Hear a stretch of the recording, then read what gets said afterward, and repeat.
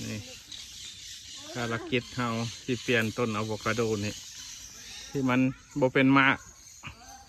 ไงซ้ำนี้ล่ะบางเทือกะบางต้นก็เป็นมากอยู่แต่ว่าบ่แซ่บเนาะ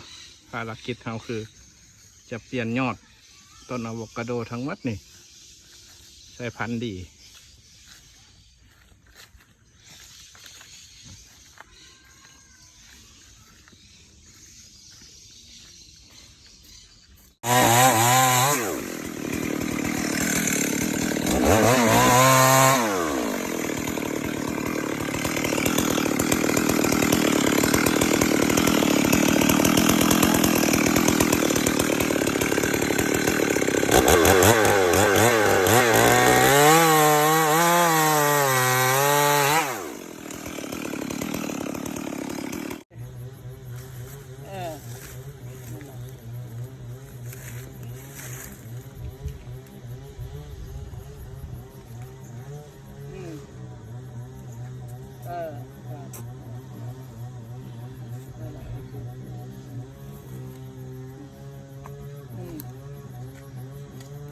โอ้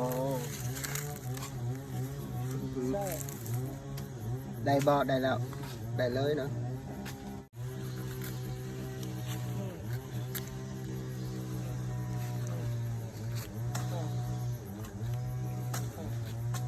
นี่บ่ยากกว่าผักม่วงบ่ บ่อันนี้ง่ายกว่า ง่ายกว่าโอ้ อันนี้มันเปลือกปอกง่ายกว่าอุ้ย ทำไมเขารู้พี่โอ้เลยครับ